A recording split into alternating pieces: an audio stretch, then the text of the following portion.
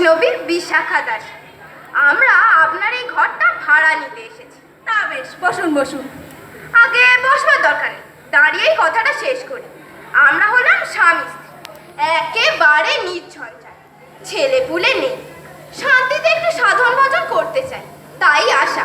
ও, আমিও একদম নির্ঝঞ্ঝাট ভাড়াতে চাই। তা ভাড়া কিন্তু মাসে 40 টাকা।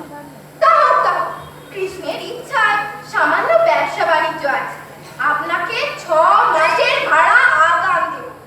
আসলে কথাটা কি জানেন, আমরা একটু শান্তিতে থাকতে চাই, আর কিছুই নয়। দেখুন, এখানে শান্তির কোনো অভাব নেই, কোনো রকমের অসুবিধা হবে না এখানে শান্তি। এই গাবলো, ঘরটা তাহলে এদিকে দেওয়া যাক। তোমার ঘর, তুমি যা খুশি করবে, আর একটু বলবার আছে। আচ্ছা, তাহলে দেখে দেখে নিন। এই দেখুন, এই এদিকে আছে ফল ঘর, আর ওইদিকে ছোট্ট বারান্দা, সব রান্না বান্না করতে পারবে, কোনো অসুবিধা হবে না। বাহ, কৃষ্ণের ইচ্ছায় সব তো ভালোই দেখছি। হ্যাঁ, এমন একটা জায়গায় তো খুঁজছিল। ওগো, কি বলো, এতেই তো আমাদের কুলিয়ে যাবে। তা কুলোতেই হবে, এর চাইতে বড় বাড়ি তো আর নেবে না তুমি, যা ভাবনের পর। হে হে, বোঝো না, অপব্যয় কি ভালো? অল্পের মধ্যেই শান্তিতে থাকতে হয়। তাহলে আমাদের শোয়ার খাট কিন্তু এদিকেই পড়বে। মলে যা, কি বুদ্ধি! জানলার কাছে শোবো, আর রাত্রিরে চড়ে আমার গয়না ধরে টানি গাছি। খাট থাকবে পাশে, ও পাশে, ওদিকে জানলা নেই যে, গরমে প্রাণ যাবে। কি আমার শখের প্রাণ ঘরের ঘটলে একটু গরমে প্রাণ যাবে। খাট থাকবে পাশে, আমি বলি খাট এদিকেই থাকবে।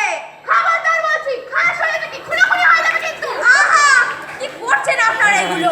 আগে জিনিসপত্র সব শান্তিতে আসুক, থাকবেন। তারপর নয় ঠিক করবেন খাট কোন দিকে রাখবেন। তুই চুপ করে দাও। এমন বেহাকেলে আহম্মক লোক তো দেখিনি। স্বামী স্ত্রী কথা বলছি, তার মধ্যে ফোড়ন যাচ্ছে। ওরে বাবা রে বাবা, কাকা, ওনাদের নির্ঝঞ্ঝাট সংসার, তুমি আর না বলা দিলাম কেন? এটা নির্ঝঞ্ঝাট। আচ্ছা, আমি বলি খাট এদিকেই থাকবে। কখনো না, খাট বসে থাকবে। সাবধান বিশাখা, আমি তোমার স্বামী, আমরা মুখে মুখে তর্ক করবে না। তবে হাত ছাড়া তর্ক করবে না।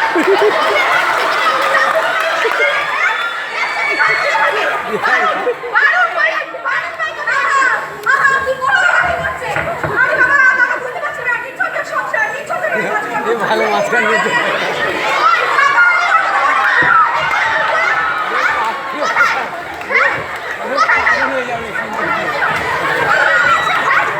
চারদিকের ঘর খালি বলে নির্ঝঞ্ঝাট রান্না হবে।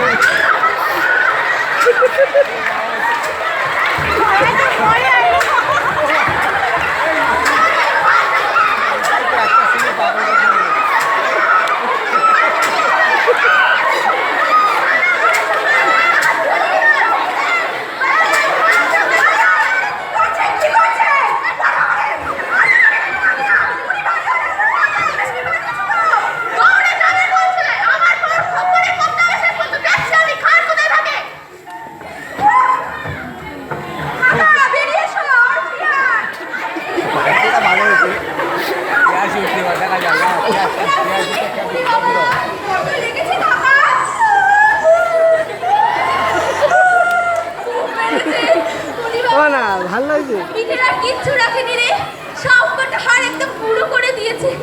ওরে বাবা, মা গো মা, শান্তির সংসার, নির্ঝঞ্ঝাট।